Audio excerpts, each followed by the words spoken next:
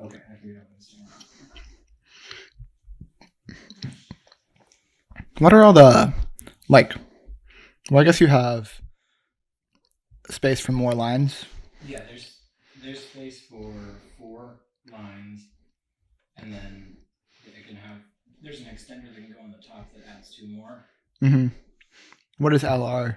Is that for the other two? That's the top. Okay. So it's sectioned off into left and right because it comes with a steering light attachment. Hmm.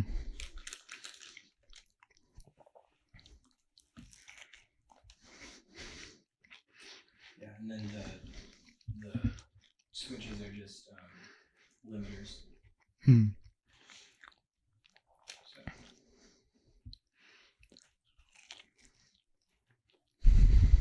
This is some good ASMR of David eating his crunch wrap.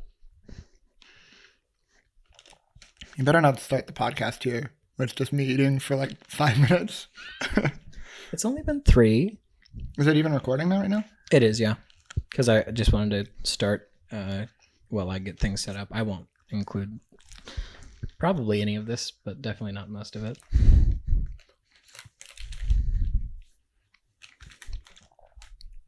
I bet you will include it. I probably will.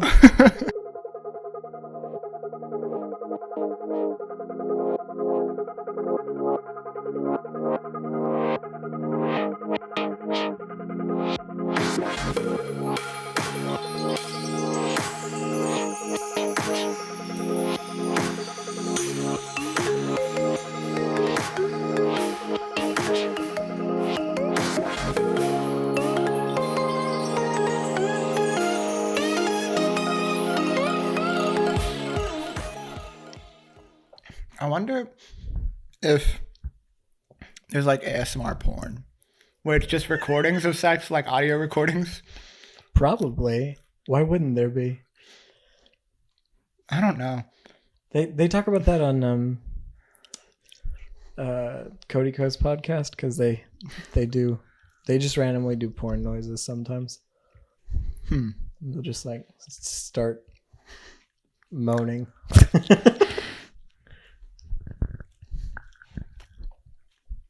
I think it was on the Rooster Teeth podcast that I heard something where they were talking about nugget porn. Do you know what that is? Yeah, I do. How'd you find out about this, John? Nugget porn? The internet, my friend. The internet. I don't understand it. Well, I guess that's normal with me.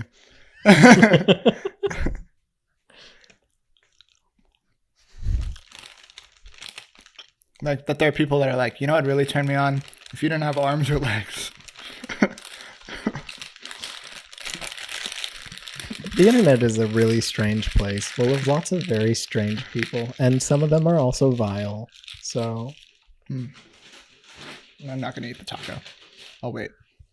It'll be a soggy taco. You can eat it. We can stop recording if you'd prefer, and then you can eat it. No, I'll wait. Less threat to your image that way.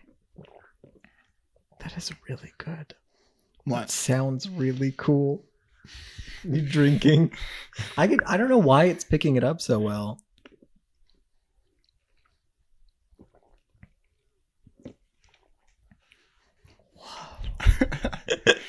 I think I just drink loudly. I mean, maybe. All right. Want to go ahead and start? All right. Hi, welcome to This is a Terrible Place to Live with John Bauer. And David Damari. That's me. Hi. Man, our podcast is the least professional. I think podcasts in general are either like super like professionally made, like storytelling with like basically reading an article from like a newspaper, or they're like the least professional thing on the internet. No, I think, well, okay, so Behind the Bastards. Here, I'm going to take this off. Behind the Bastards on, well, I guess everywhere where there are podcasts. Anywhere where podcasts are sold. Sold? What, you never see those ads where it's like anywhere VHS tapes are sold? Yeah, but I've never like bought a podcast. Okay, well, continue. It's kind of like a mix of that, where like half of it is just like an article that he's written on some awful person, and then like the other half is just like really just weird like tangents that come out of nowhere. He has this whole thing where he starts the podcast like in a different way every time, but it's like, what's blank my blank, and they're all just like really weird, sometimes just I think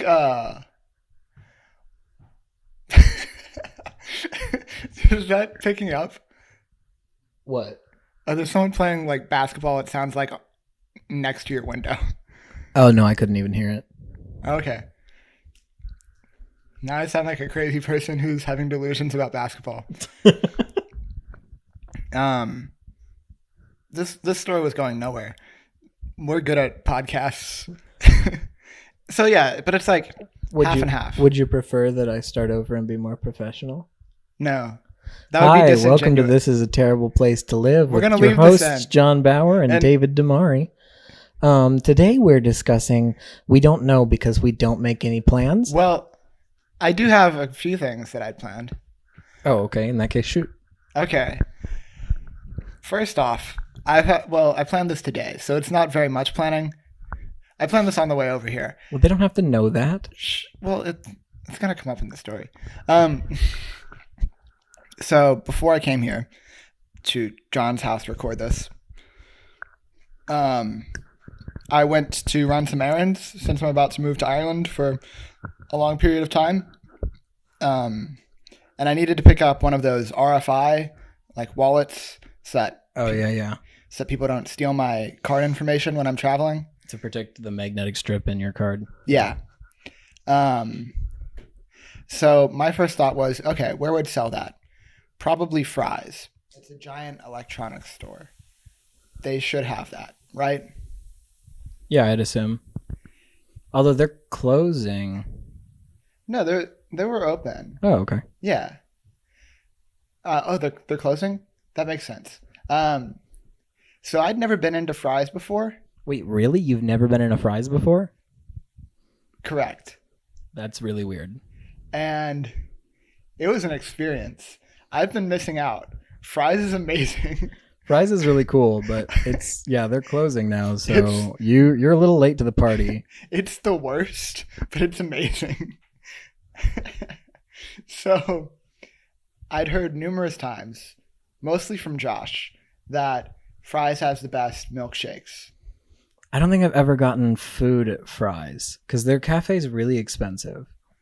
Well, I went into their cafe and I was like, I'll try their milkshakes because I've heard about this for so long.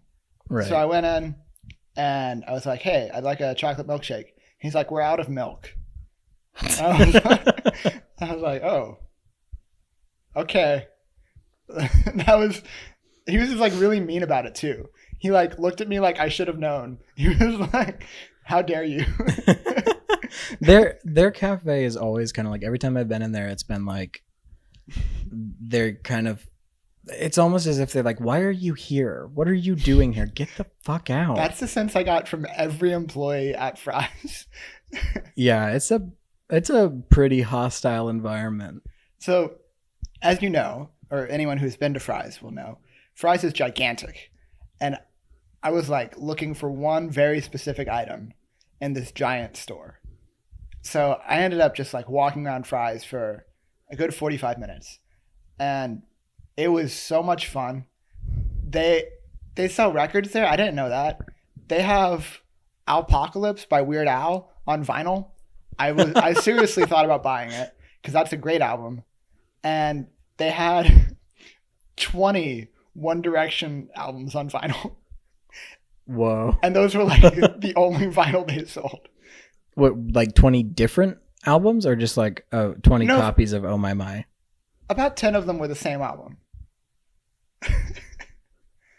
Yeah. It was and they had one copy of Revival by Eminem, and it was like $40. It was they had a box set of Bob Dylan. That was the other thing. Oh yeah, a good old box set of Bob Dylan. Yeah, I bet that was really expensive. it was.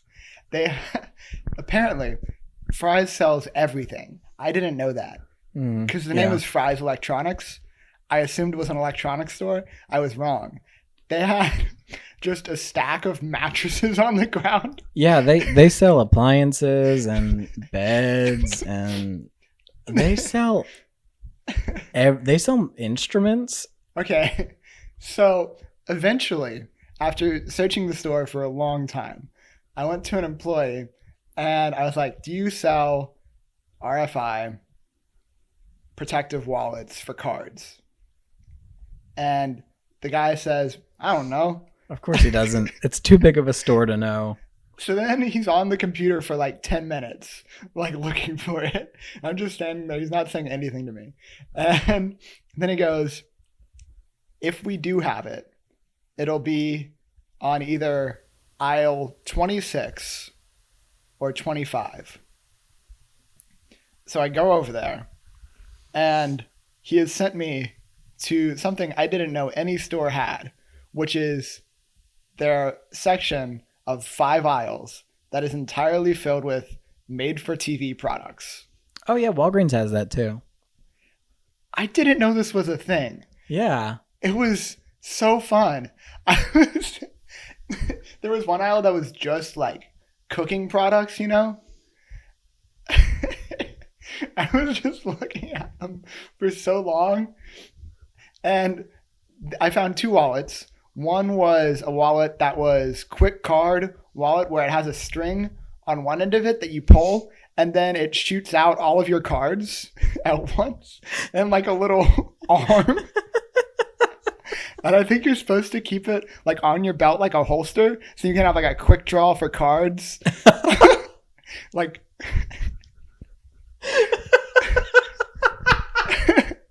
That's the dumbest thing. And then the other wallet that they had, I think what it was supposed to be, I couldn't quite figure it out, but I think it was a portable charger as well as a wallet. So like for your phone, That makes sense. it's but more also, useful. Yeah. But it was right next to Stealth Angel Surveillance Kit, which I think it just had knives in it. And I don't know how that's surveillance. Knives? Yeah. What does that have to do with surveillance? I don't know. You see someone, you kill them with knives. The image that has put in my head is great. Just someone breaking into your house and you're like, I've got knives. nah, bitch, I'm protected by knives. You heard a stealth angel? You may have seen it on TV. Tired of this happening? Robber breaks in, shoots you in the head. Next time someone breaks into your house, stab them. Next time someone breaks into your house, gut them alive.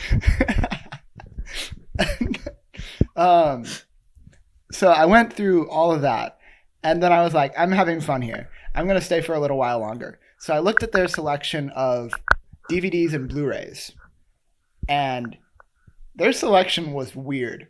They had hardly anything that has come out in the last, 10 years. I think the only things that I saw that were recent were First Man on 4K Blu-ray and the most recent Mission Impossible movie. They're a great place to go if you want like TV show box sets, though. No, all of their Like shelves canceled were like shows. half empty at this point. Yeah, because they're closing. Yeah. I didn't know that when I went there. I was like, how are they still in business? Because there's no one in here. And if you they're haven't not. been there, the place looks like a space station. Everything in it looks like a space station. Well, specifically the one here is built to look like the space station because it's the NASA location. So it was built to look like NASA because it's like a tourist area. But it got built up and then it became less of a tourist area where it is, and that's more like locals kind of, because it's like that's where the main event and like the Cinemark are. So it's like, it's really not touristy. It's more local people. Yeah. So I was perusing through their selection of movies, and they were so strange. Some of them just look like straight up porn, like The Box. I was like, what? They can sell this here? Like, they they had a movie called The Box. Is that a movie or is that the show? what? The Box. Oh, I don't know. It was like some old thing from like the 70s where it was like people that looked like they were almost naked on the front of it, and it was called Island Temptation, I think. I don't know what it is. Oh, okay. I just wondered because there's a TV show called like Sex Box or something where they get like couples that come on and air their grievances, and then they go into the box, have sex while people talk about what they think they should do, and then they come out and tell them how it went. Huh. It's weird. Yeah, strange. And okay, so there was that. There was a movie called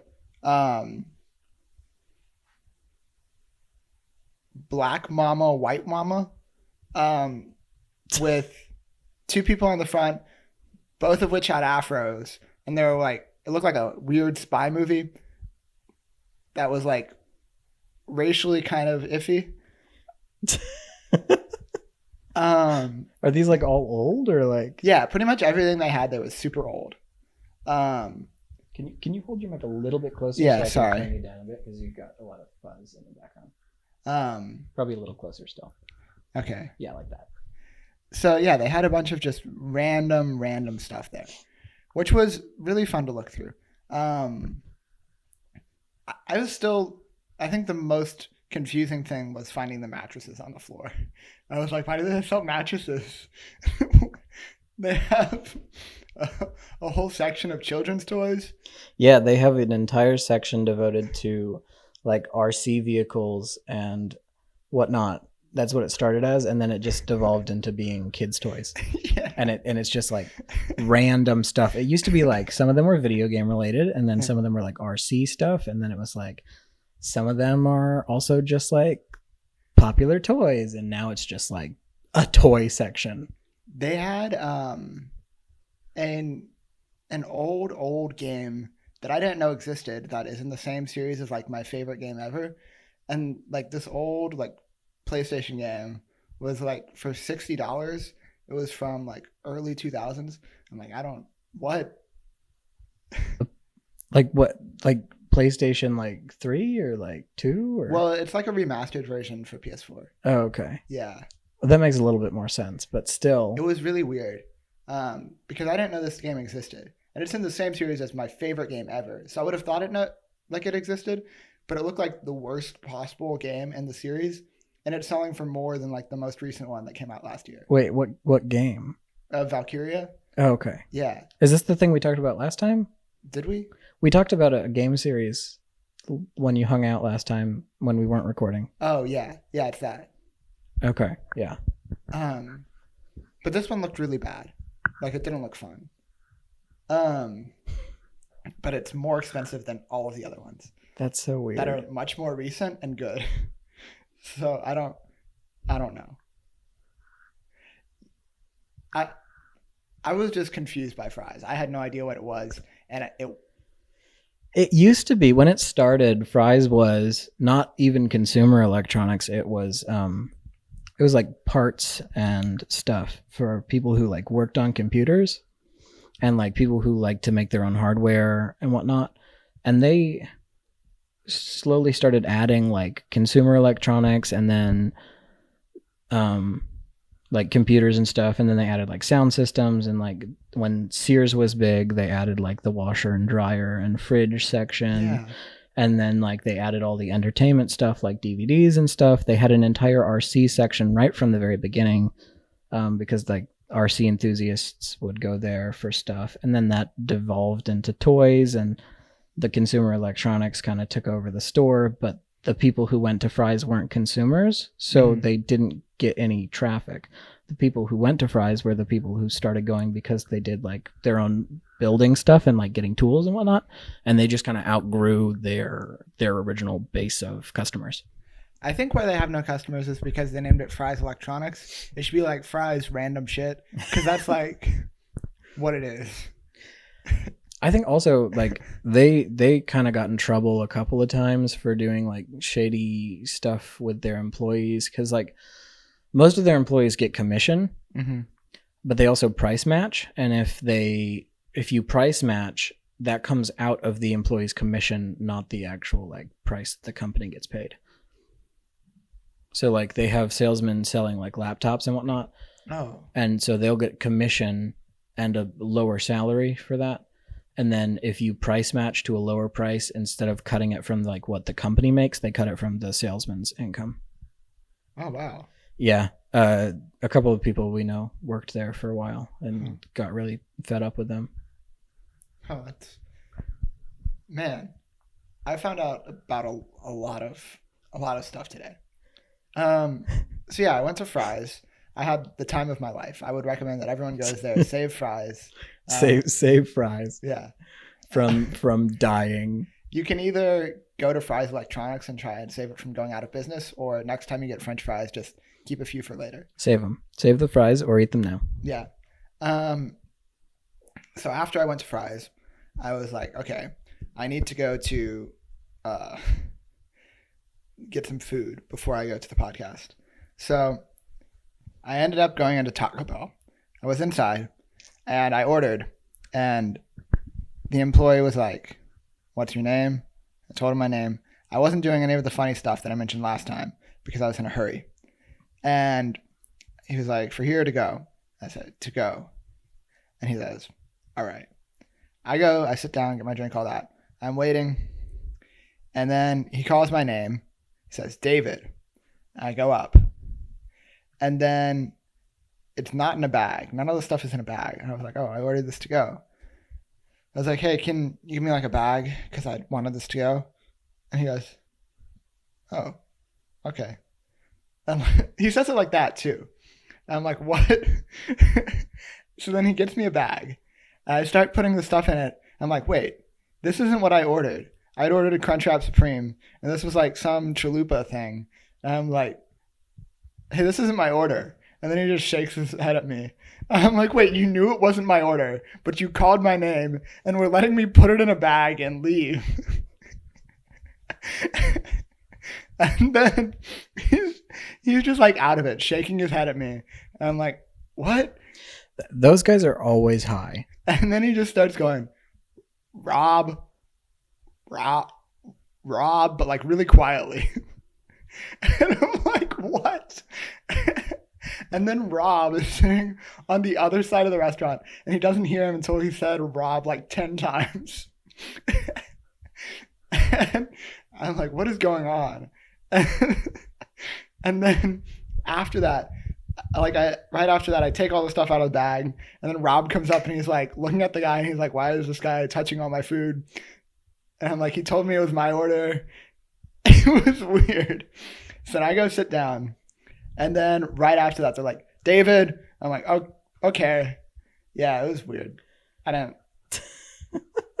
Yeah, I don't know. The guys at this Taco Bell, right here by my apartment, they're always high. Yeah. I always do drive-through if I go there. Mm-hmm. I've never been inside, so I don't really get to see them very often. But the people in the drive-through are usually out of it.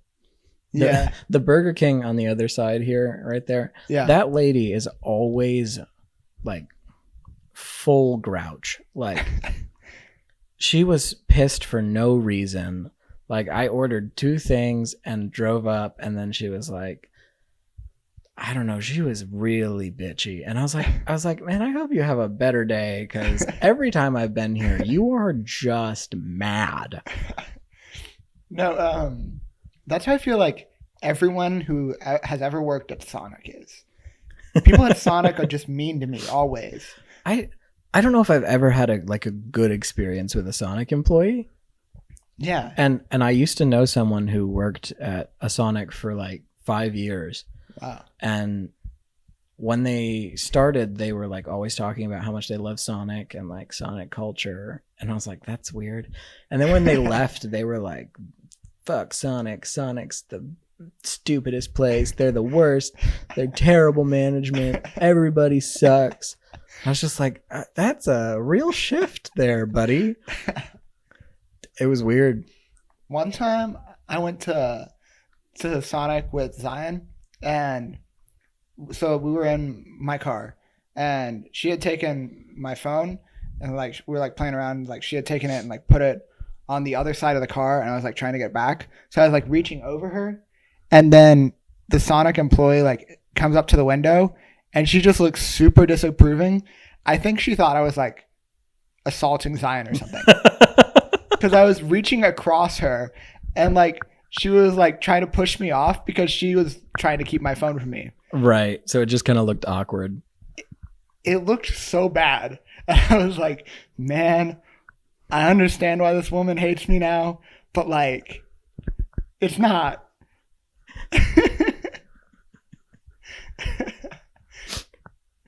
We laughed really hard about it, but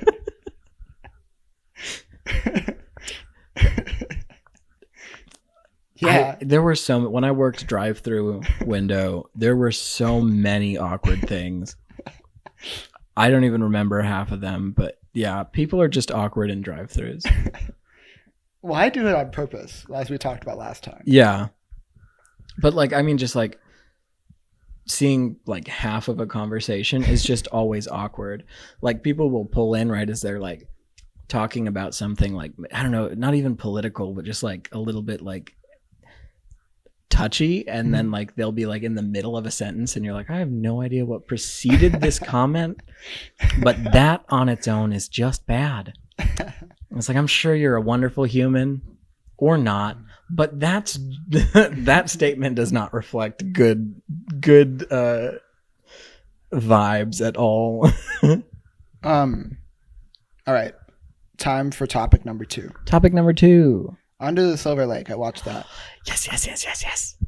And I really liked it. Okay, good. I wasn't sure how you were gonna. My favorite scene. What? Are we spoilers? Yeah, spoilers. Spoilers for Under the Silver Lake, starring Andrew Garfield. Yeah. Great movie. Go watch it, please. My favorite scene was when he finds the songwriter, and the songwriter is just like going crazy. Like, I wrote every song that you've ever loved. And he's like playing them all and singing them. And he pulls out a gun. I was like, this is amazing. That's a really good scene. And my favorite part about it is that then when he like, we already did spoilers, but spoilers, when he attacks him with the guitar, yeah, and like bashes his head in, oh, yeah, and his face kind of disappears before it gets bashed in, and like his eyes go black and like everything like turns into like black goo. Yeah. That movie is so cryptic because you can't, well, I mean, it's literally a crypt, but you can't tell what's supposed to be real and what's supposed to be him going crazy. There are theories that the entire movie is him going crazy. I don't believe that entirely, but it is very interesting. What I found most interesting about it, which I think is different from you, because I read your review that you did on Letterboxd. Oh, you did? Yeah, I did. I don't remember what I said. Well, you said that your favorite part was like the clues and like him looking for meaning in things. Oh, yeah. My favorite part was, I think, what was the overall like message of the movie, which was like, he's not a good dude. Oh, no, definitely he's not. Just He's like a terrible perv. human. His entire motivation for like trying to find the girl is like, I want to have sex with her. Yeah. And like then he works himself up in his mind as like, I'm the hero, I'm gonna go save her. And then like he finds her, she's like, no, I'm fine, I want to do this, I'm chill. And he's like, oh, like I didn't need to do that. It gets really weird when you start to think about the fact that he knew her for about a total of like 7 hours. Like he sees her in the afternoon, goes and hangs out at her place, and then like goes back the next morning and she's gone. So it's like he's only known her for about 7 hours, and then he's like obsessively searching for her. Yeah. Because he's a creep who's like trying to convince himself that he's a hero, and he's like, exactly. I'm gonna save her. Yeah. And like she doesn't even need him to save her, but he's like worked it up in his mind that he's doing something good. And I think all of the crazy stuff leading up to him finding her Mhm. is his imagination. I think that he is insane. I think he's clinically insane. Mhm. There's a lot of theories around the dog killer. I don't know Yeah. if you looked at any of those, but No.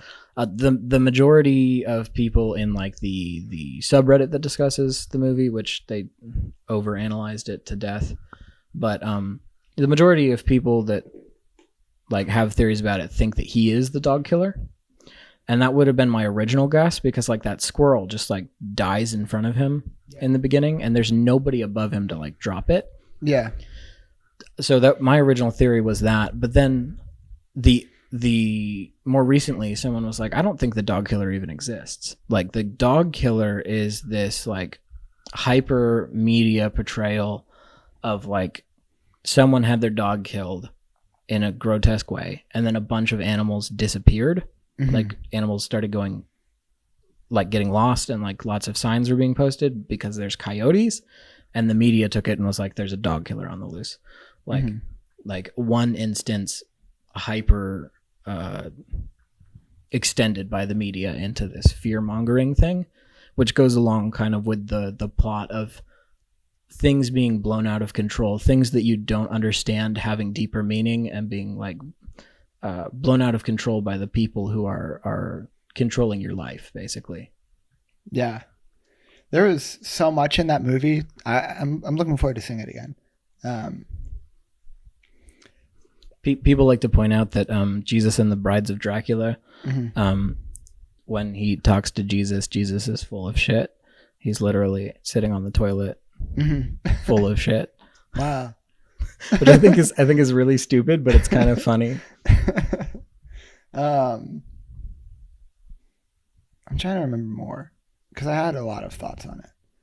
I mean, there's the whole thing where they like jump into the reservoir and get Mhm. shot at. Yeah. What's that about? Like, I couldn't figure out what was going on there. Like,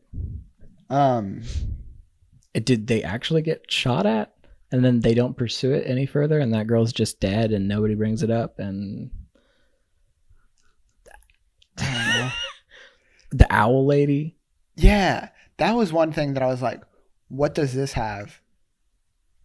I mean, like, I was like, okay, I'm intrigued by this, but I don't see what this has to do with the rest of it. But it didn't take away from the movie for me.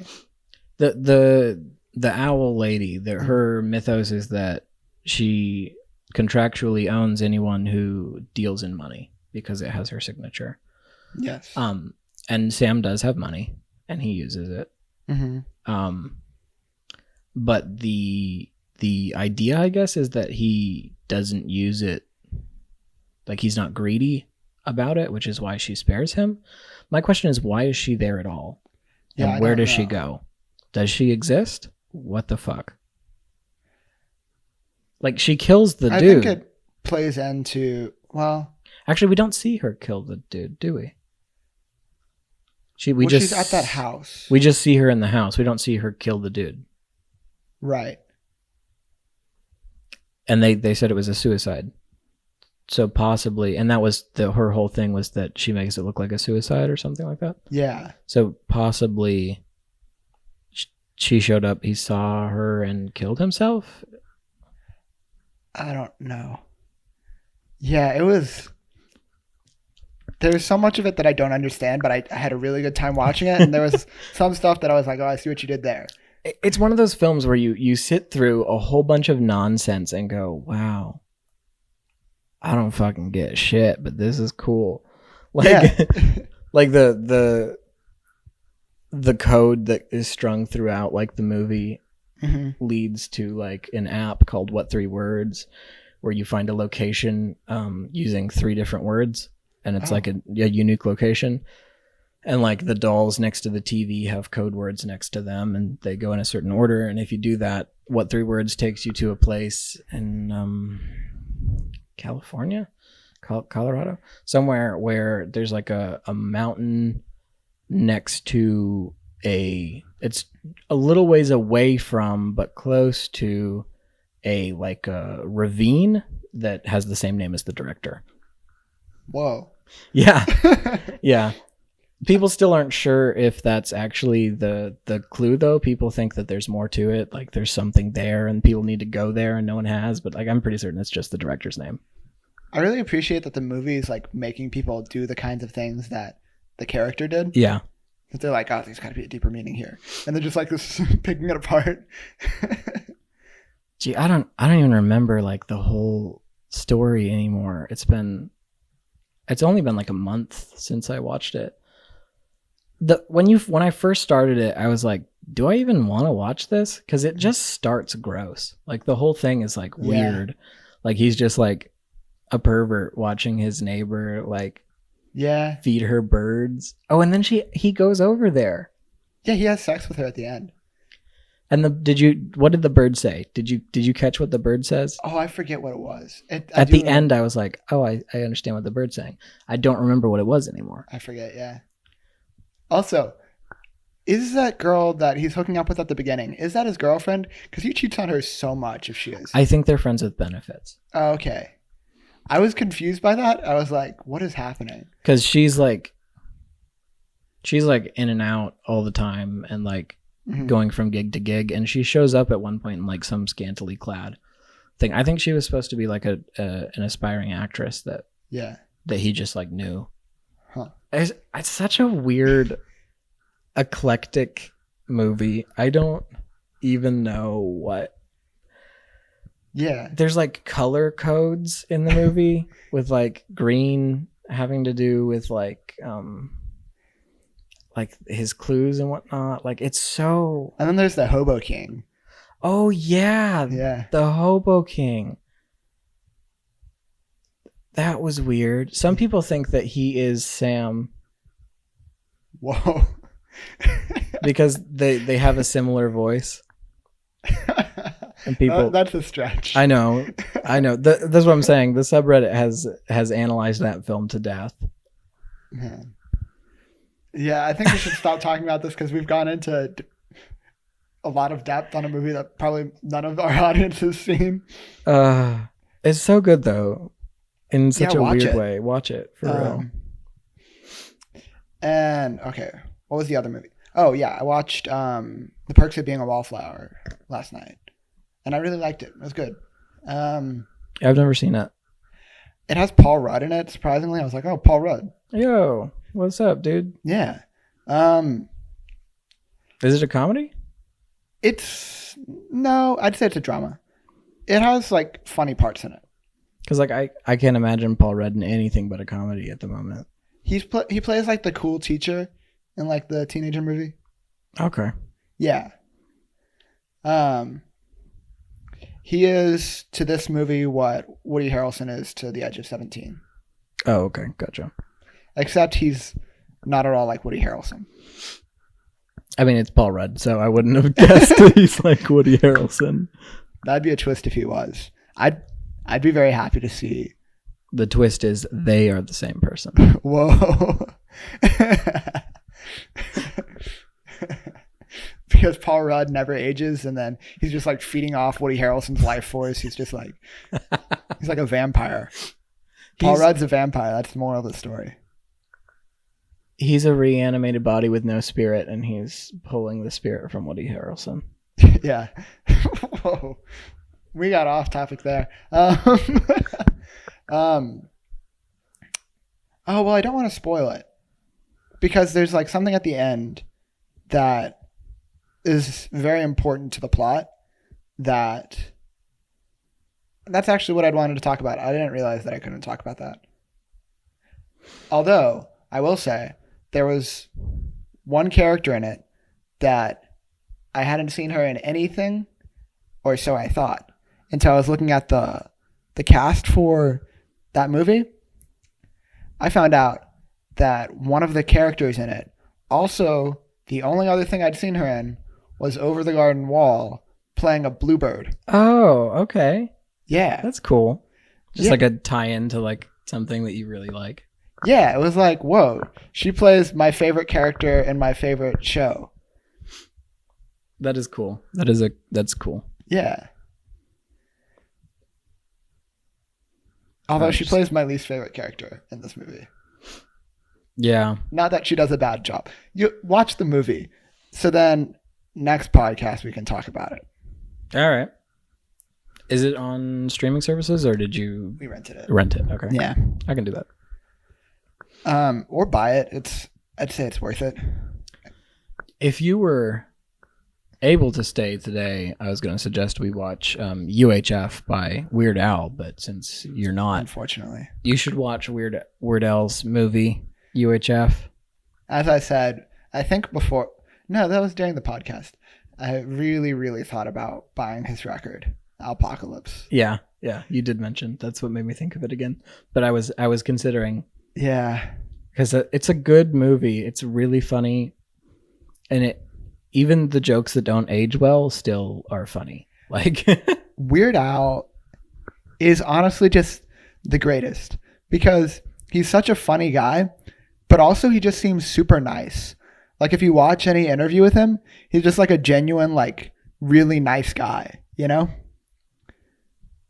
Yeah. He just seems really kind. He seems like a really like genuine person. Like, yeah. Which is part of what's so great about his comedy is that it's like just the most like authentically him kind of stuff where it's like no one else has this sense of humor, but we can all appreciate it. You know? Yeah. It's uniquely him and yet it's universally likable. Yeah. Yeah. So I guess okay, go ahead. What were you gonna say? No, I was just gonna say I guess that Weird Al is just like the greatest comedian of all time. Actually, that's not true. John Cleese is. I was gonna say that I'd be down with saying he's one of the greatest. I don't know if I'd say he's the greatest. Who do you think the greatest comedian of all time is then? Of all time? All time. John Cleese for me. I don't think I even know who that is. Oh, hang on. We'll get there. Of all time. Shoot. Gee, I don't know, man. I like a lot of comedians who are just getting like started or haven't really done a lot, and like I don't actually watch a lot of the people that are like pretty big. Yeah. And I don't know if I know enough comedians to make a call. I think I can say my favorite. I don't know if I could say like the greatest of all time. Well, John Cleese isn't even my favorite comedian. That'd be either like Daniel Sloss or Moses Storm. Well, yeah, that's what I'm saying. Is I don't know if I could say like who I think the greatest of all time is. Okay. Possibly Dave Chappelle. I like Dave Chappelle a lot. Not okay. Because I figured you wouldn't agree with that, but that's kind of something I don't know. I think he's great. Yeah, I think what he does really well is like pushing the envelope of what things can be joked about. Like because like once Dave Chappelle's like broken the ice on a subject, then like other comedians will feel more comfortable talking about it. Because he's so big and like he can do whatever he wants. There was something that I heard Daniel Sloss talking about on his podcast where he was saying that Dave Chappelle will go to clubs and they'll be like, you can't smoke here. He's like, I'm going to smoke. And they're like, you can't. He's like, what's the fine? And they're like, they'll tell him how much what the fine is. He's like, I'll pay you that so I can smoke here. Like he just does whatever he wants because he's, yeah. I mean, hey. Yeah. So I think John Cleese is the greatest comedian of all time because he is one of the founding members of Monty Python. He studied at Oxford School of Comedy. He has a doctorate in comedy. He's super smart. He's like, he has dumb comedy, but he's just a genius. The dude is, and he had, I think, still the best comedy show ever. Fawlty Towers was his show. Okay. Basil Fawlty. Yeah. He does like stand up too. He was in Over the Garden Wall. He plays. That's why you like him. No, that's totally why you like him. No, I liked him before I saw Over the Garden Wall, and then I was like, oh, he's in this, and he's not in it till like late in the show. Okay. Although he does play my favorite character. I can't stand Monty Python. I don't find it funny, and I don't understand why people herald it as like such great humor. I just don't get it. It's amazing. It's so dumb. So I think what John Cleese is best known for doing in Monty Python is he's the French knight. Yeah. I don't know. Also, like, interviews with him are very, very funny. Like, if you ever see him on late night, he's just genuinely, like, really interesting. He was talking about his mother and how he got his, like, morbid, like, dark sense of humor from his mom. Like, there was one that I saw where he was on Conan, and Conan was interviewing him, and he was talking about his mom, and he was saying, yes, my mom was a very depressed person, and every now and then she'd call me and she'd be like, she'd sound surprised when she'd tell me like how depressed she was. I'd be like, Mom, why are you surprised? You've been depressed for 50 fucking years. And then like towards the end of her life, like she was in like a lot of pain. And she was like, I don't know if life's worth living. And he's like, well, I could have my friend come down there and kill you. And then she just laughed like super hard about it.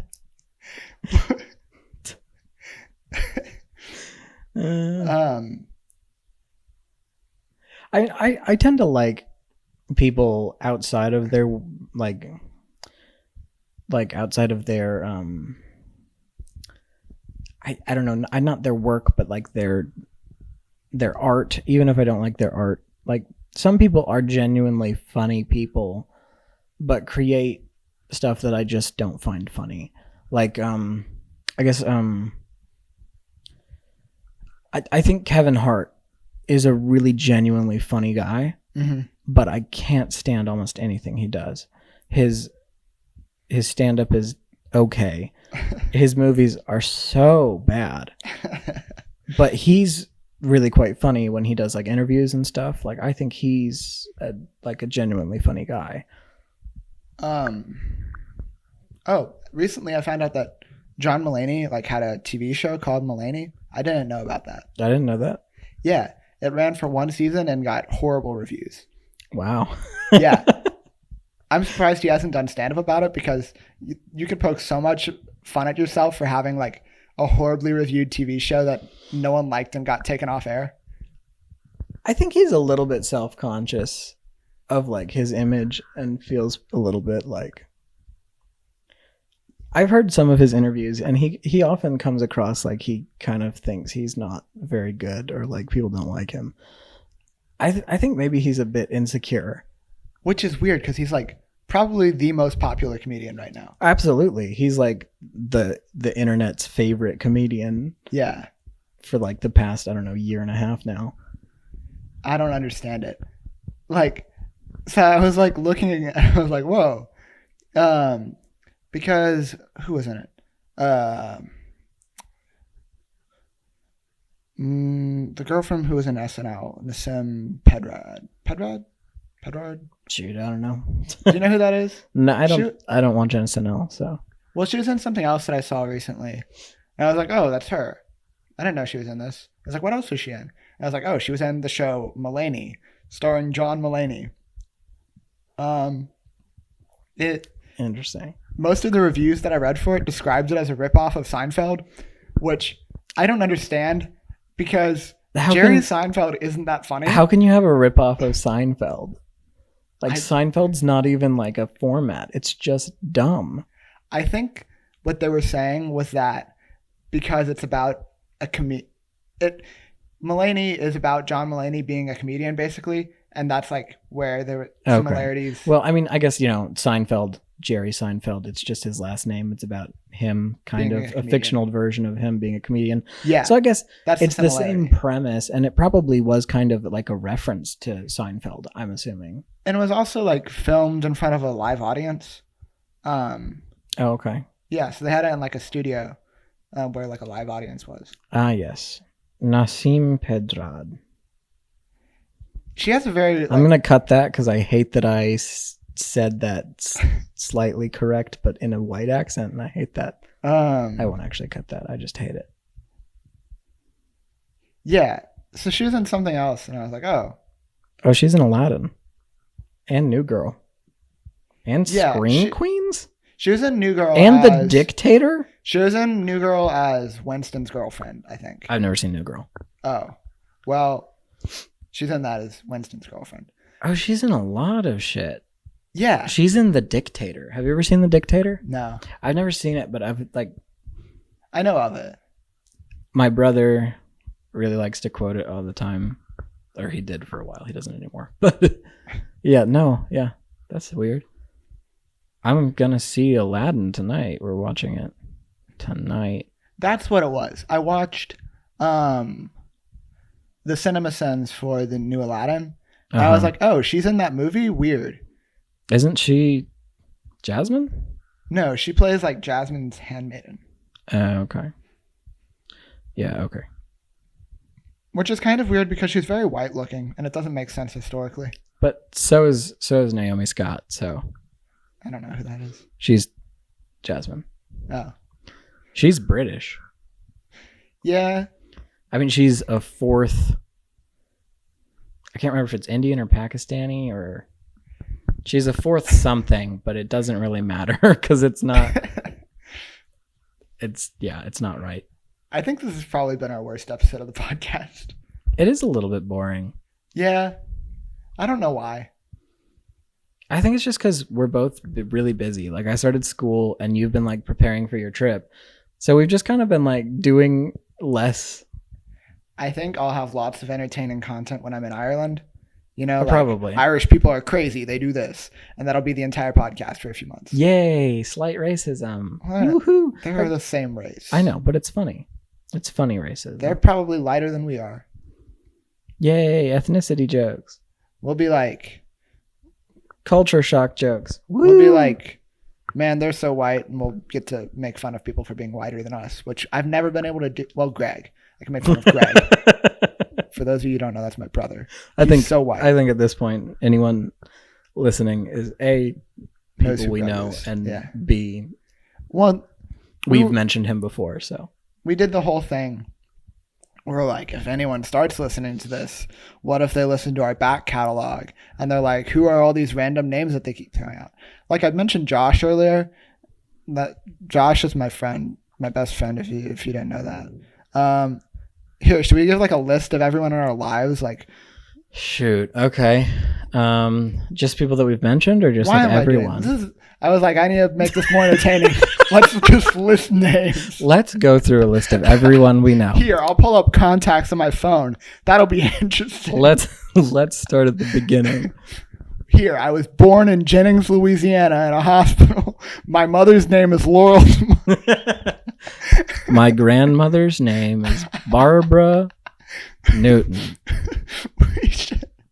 We should do an episode that's just us telling very detailed stories of our life. Not just like oh, Anna wrote an autobiography. My sister Anna. Oh, she did? Not really. Oh. Last night for some reason at like 10:30 I was like in like an overtired mood. Uh-huh. And we were talking about something. And I was like, you should write an autobiography. Because, I was like, tell me a bedtime story. And she was like, once upon a time, I was born. And now I am here. And I was like, you should write an autobiography. So I wrote one up for her. And it says, once upon a time, I was born. And now I am here. Huh? It has an opening page, a dedication page, a table of contents, chapter 1. It also has a foreword, but I haven't gotten anyone to write it yet. Okay. And then it has an epilogue. Which is great, and I wrote it, and I'm going to read it to you because it's great. Okay. So remember, the autobiography is Once Upon a Time I Was Born, and Now I Am Here. That's the title and also the entire content of the book? That's the entire content of chapter 1, the only chapter of the book. Thank you for clarifying. You are welcome. And if this will ever open, this will not open. Great. Well, it is what it is. And it is not what it isn't. It isn't what it isn't. No, it never is. It never is what it isn't. It never is, unfortunately. This episode of the podcast is just nothing. Nothing. Well, what I'm about to read to you is also nothing. I'm surprised if anyone, like even Bobby, gets to this part of this episode, because this one's been boring. Every time I think an episode is boring and I listen back to it, I'm quite entertained. But I am listening to myself and being entertained, so that's weird. But, you know. You have to be a little bit narcissistic to create a podcast in the first place. Like, people should listen to me. I'm really interesting. We are interesting, David. Okay, so the epilogue by me for Anna's autobiography is this. Which you wrote. I did. I wrote it. Autobiography. No, she wrote the autobiography. She dictated it to me and I wrote it down. And now this is the epilogue, which I wrote. Okay. Indeed, she was here. In fact, she stayed here and did many things and this and that and the other such thing, before going there and attempting those in the in-between, upon completing which she returned here and there and all over the place. To which can be said she did indeed do these, those, and the before mentioned in all her years. And there was no precedent to what she achieved when she was there, nor was there to follow after she returned here. In all her doings she was present and accounted for one way or another, in one time or another, and in some place or the other one. And in so much as I knew her, she always was, here, there, or another such place. That sounds like C.S. Lewis's worst book. I wrote it at like 10:30 and I was like crazy tired. And I thought it was the funniest thing, and I still think it's the funniest thing. Funny, but it sounds like if C.S. Lewis was just like high and was like, I'll write something. And he had no idea what he wanted it to be about. So he was like, I'll stall. Yeah, I mean, it's very similar to the title There and Back Again. That's not C.S. Lewis. I know, but Okay. That's what it makes me think of. I thought we would have more interesting content where we found out that you didn't know that C.S. Lewis didn't write The Lord of the Rings or The Hobbit. That you Didn't thought, write The Lord of the Flies? Oh my gosh. well, he wrote that one. What else? I feel like there's a bunch of stuff that I was like, oh, we're going to talk about that on the podcast. And then I've just completely forgotten. I feel like I spent way too long talking about fries because it was just really interesting to me. I thought that was funny. It was interesting. Anyone who's been Shut up, John. Haha. We did it. Got it. Oh, ASMR. Wait, we did that at the beginning. We did that at the beginning. I'll cut some of that in. Okay, thank you. Speed Racer.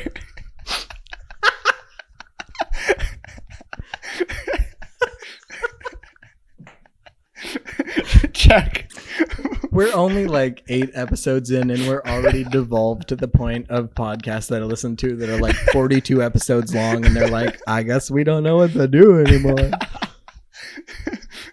I feel like we can have the one where we just talk about burnout, where we're like, yeah, I'm so burnt out. The creative cycle. Actually, I did want to talk about burnout, but not on the podcast. Oh, okay. But yeah. The video game Burnout Paradise of where you race cars on the streets. No, I'm gonna make a video about it for my channel once I make my channel makeover, which is happening soon-ish. Yeah, I think I'm gonna create a channel. I'll probably just use like iMovie and edit videos of me doing stuff abroad. I mean, you can actually do a lot in iMovie. Yeah. So. It'll be fun. Yeah. I got some royalty-free music that I can use for it too. I got it for like $5. I got an EP of B-sides that I can use for whatever. Oh, nice. Yeah, it was cool.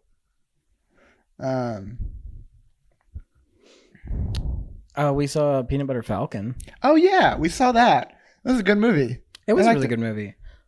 It was a little bit strange. The ending wasn't great, but it was a good movie. It was decent. Yeah. No spoilers for that. Just if you want to go see a movie and laugh a little and have some good feelings and also leave the theater thinking, wow, they're going to get fucking arrested. Do that. And also, if you're interested in seeing Forrest Gump as directed by the Coen brothers, it is that. That is all it is. Actually, yeah. Yeah, pretty much.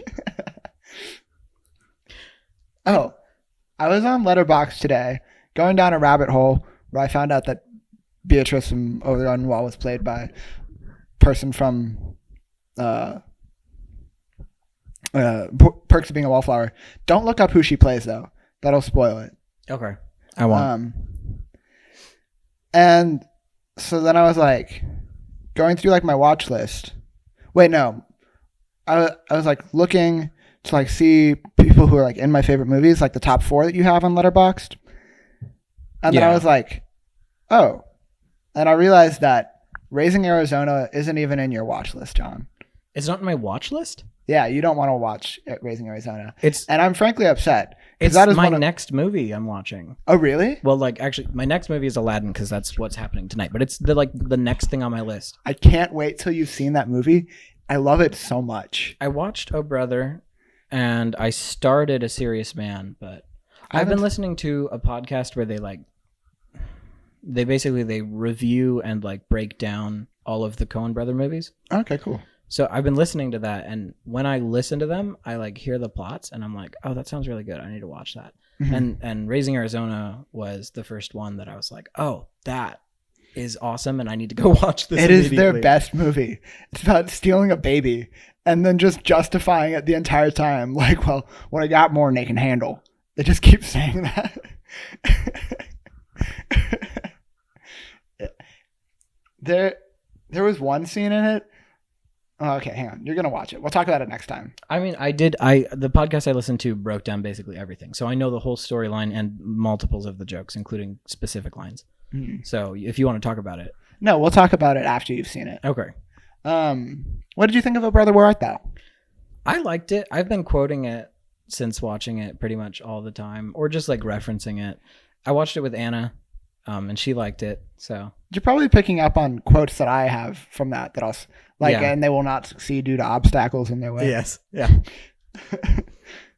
I've made a bunch of references to frogs. Yeah. Okay, well, toads. Oh yeah, we had that whole thing during one of the shows. One of the plays we did, David just kept going, "We thought you was a toad." What was me and Lydia? We were doing it back and forth. Yeah. We thought you was a toad. Do not seek the treasure. I think my favorite one was. You ain't there, Daddy. Their daddy got hit by a train. The best thing you did for those girls was get hit by that train. Yeah. Oh, man. He's bona fide. There is a great deal of money to be made in the service of the Lord. Oh, that guy's great. Oh, John Goodman is such an underrated actor. I love John Goodman. Yeah, yeah. I realized I love George Clooney, and I never thought I did before because I always have hated him, but I really love George Clooney. He's great. And that movie specifically is really good. Yeah, in that movie, he's really, really good. I'm a dapper man. I'm a dapper Dan man, damn it. Oh, wait, who? My favorite part of him is when he's offered half a chipmunk. He's like, half a chipmunk would merely arouse my hunger and not satisfy. Gopher? Oh. He's offered a gopher 6 times before he even addresses it. It's like, no, half a gopher would merely arouse my appetite. Or you can have a whole one. We already had one. I don't remember the guys' names anymore. I don't remember any of their names. Gee. That makes it not as interesting because their names were great. Well, no, the main guy is Ulysses. Well, yeah, that's not what he goes by, though. Yeah. He goes by his middle name most of the time because it's based on the Odyssey. Yeah. Although originally, apparently, it was based on Wizard of Oz. Oh, really? Yeah, apparently they originally wrote it thinking about the Wizard of Oz, but like switched it like before they finished writing.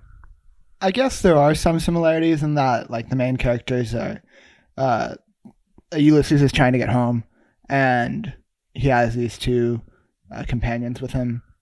Yeah, yeah. Well, and they do kind of embody the cowardly and the brainless. Yeah. I guess I don't know because they said that they've never read the Odyssey. Oh, when really? they talk about it, they said they've never read it. They just like based it off of what they know of it. like the sirens and The whatnot. Cyclops. Yeah, the Cyclops. And the KKK. And the KKK from the Odyssey. Yeah. Yeah, definitely. Everyone there knows was a the great- Greeks were big white supremacists. There was a great line from that whole thing too, but I don't remember what it was anymore. Oh, with the KKK. About the KKK. But yeah, no, that's a great. I love that. I don't know. I love how dumb it is. They got the little person, Mm-hmm. and he's in his robe, and it's just like yeah, no one knows who that is. Yeah. When the other guy, the opposing guy that ends up winning the election, is like talking with his son, and his son's like, maybe we can get our own small person and make it even smaller. That reminds me of Orla and Dairy Girls, where something she would say. Yeah. Where we can just talk about our favorite lines and things. I really love a good quote. I certainly do. I like in Dairy Girls where Orla's talking to her mom, and she's like, do you know that they have in their house a little wee bathroom attached? Wait, hang on. No, they got wee little rooms with even weirder little bathrooms attached to them.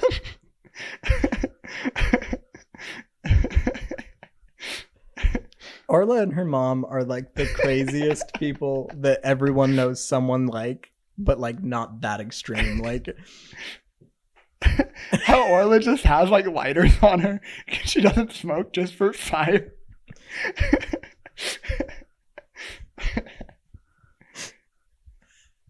I think Orla might be my favorite character in television. Right Orla's now. Bobby's favorite character.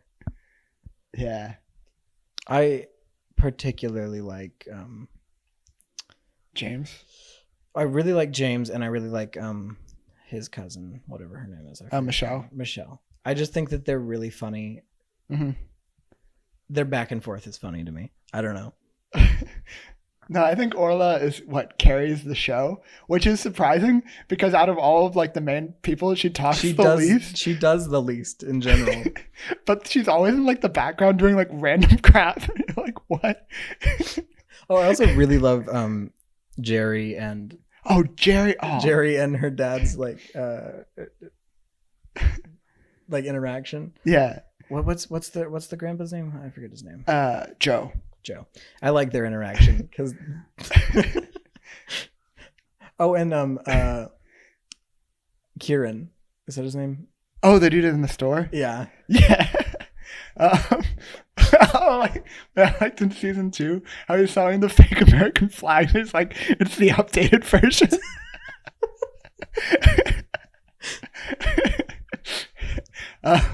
No, one of my favorite lines in the whole show is when Jerry goes up to the door and he meets what's her name, the lady that Joe liked.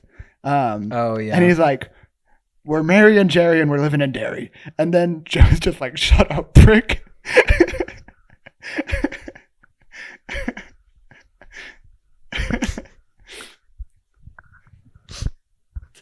This episode is so weird. I don't know what's we happening. talked for like 15 minutes just being like, you know what line I really like?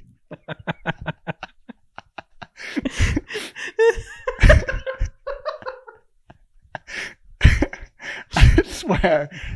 I think her podcast, this one just sounds like we're super high.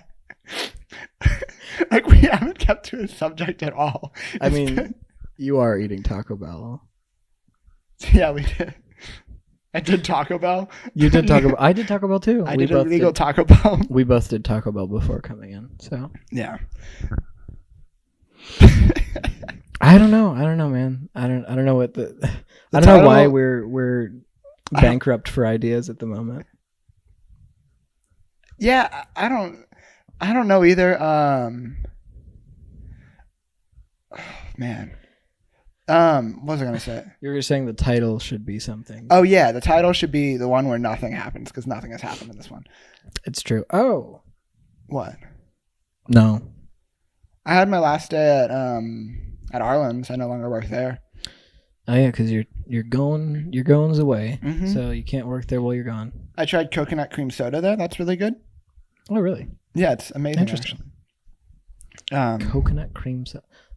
I came up with a Weird really funny mix. joke while I was there. Oh, you want me to tell it to you? Yeah, I was waiting. Was that the joke? No. Pretty good, pretty good. Yeah, I know. I'd give it a B minus. I thought about it and then I just chuckled to myself. I was like, I'll do that. No. Do you know why teachers aren't allowed to have sex with their students? The law?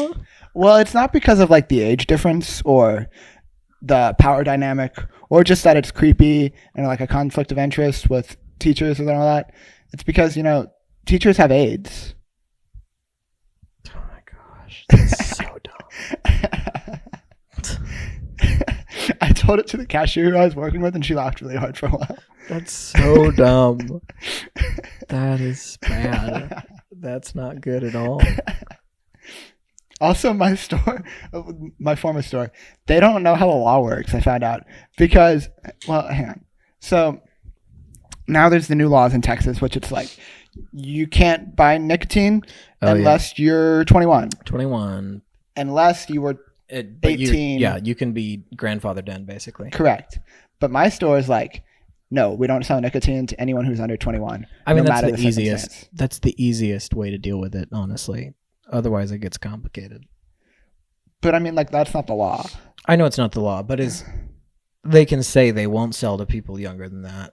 Just as store policy makes it easier. If they said we're just going to keep it at 18, that would be against the law. But because as a store, they don't have to sell anything they don't want to anyone so long as they post it, like in some formal way. They just have like the poster that's been at like all the other places that's like explains the new law. Oh, okay. Interesting. Yeah. Well, in that case, don't. Yeah, I don't know what's going on there. Because I asked my manager about it. I was like, I thought the law worked this way. And she's like, no, it's 21. I'm like, no, it's not. I think it's just because people don't want to get in trouble and they think that's what the law says, but it's like if it doesn't, then the store is going to get in trouble for selling to people under the age. Should we Also, figuring out when the law went into effect and who was 20, who was 18 already, like from their birth date, can be difficult. It's August 31st.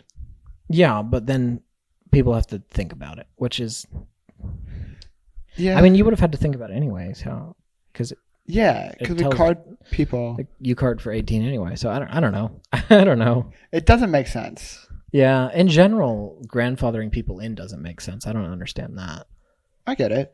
It's like people will get pissed off. They're like, well, I could do this and now I'm breaking the law. What? Sure, I mean, yeah, I guess people will get pissed about it, but like if the point is that people are getting addicted to this too young, like grandfathering everyone in is kind of like you're still going to have those health issues. I guess it's just a preventative measure. It's not that the people who are 18 are too young. I was like reading about it. It's that they're like in closer social settings to the people who are too young, so then they can give them to. Yeah, that is true. Although I think for the most part, I was just listening to. Do you watch any Corridor Crew or Corridor Cast stuff? Nay. Okay, so they I don't know what that was. Go ahead. Thank you, Mr. Horse. No, they do like visual effects, but they have a podcast and they talk about like the news and stuff. And they were talking about the law, and they were saying that like for the most part, people who get like addicted to like nicotine and stuff and start at a young age end up just like stealing from like their parents or someone older. So it's not even like 18-year-olds who are like buying stuff and giving it to people. It's just like people who have access to like adults with it and like take it at a young age because they think it's cool.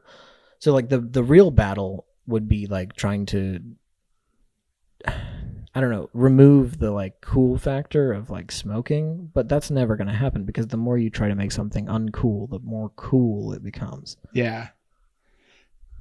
I don't get it personally. I think it's really weird that like the rest of the country is like legalizing marijuana and then Texas is like, actually, we're going to make it so that you have to be 21 to vape. Yeah, you have to be 21 to vape in California as well. Oh, really? Yeah, well, maybe not vape, but already for like cigarettes and stuff. Well, yeah, I meant like nicotine. But Yeah. I think it's mostly just for targeting it's- vaping.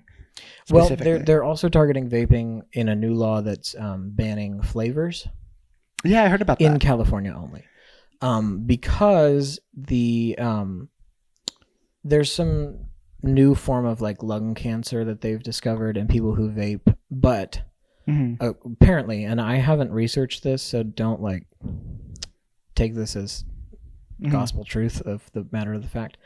But what they were saying was that all of the people who showed positive for those new cancers, including 6 people who died, were also known to be using THC pods that were cut with vitamin E oil, which and they're also illegal. Yeah, they're also illegal. They were THC from like a dealer who mixed the oil with vitamin E. And apparently part of it is that when you vape, unlike smoking, when you smoke you don't inhale it as much because you're not purposefully inhaling it, so you don't inhale as much. When you vape, you inhale the vapors into your lungs, which first of all gives you bronchitis and pneumonia. And second, it allows those, if there's oil, it allows it to get into your blood and in your lungs, and oil stays. It doesn't evaporate. So basically you're greasing the inside of your lungs. So with the vitamin E oil, apparently it's like bonding with the blood, which causes a problem. Yeah, I'd heard that on like the Phil DeFranco show. He didn't go into like as much depth, but basically it was like, it might be tied to this. I was like, oh. Yeah, well they haven't done enough research, but basically the people, I guess it's a senator or a governor in California that's planning to pass this like next week or sometime. Or that flavor thing. Yeah, is basically just saying, yeah, it's definitely tied to vaping in general, so only tobacco flavors. Which I guess they were saying like double standard, right? Because it's like the tobacco industry is known to be dangerous for you in many ways. Yeah. But it's like the government's little, I don't know, it's like the teacher's pet of the government, the tobacco industry, because it's been around for forever, but they don't like to regulate it as much. And then also the one of like the reasons that people were able to get off cigarettes and get to vaping, which is still not great, but it's better than cigarettes, is because like a lot of smokers will be like, well, they have flavors for that, so then I can have, there's a benefit, you know, other than the health, you know. Yeah, I think another thing is that a lot of vapes have more nicotine, significantly more nicotine, condensed than cigarettes. So it could be also tied to just a larger intake of nicotine. But people who use vaping to get off of smoking will start with the high nicotine and lower it. My manager did that and quit smoking after smoking for like 20 years.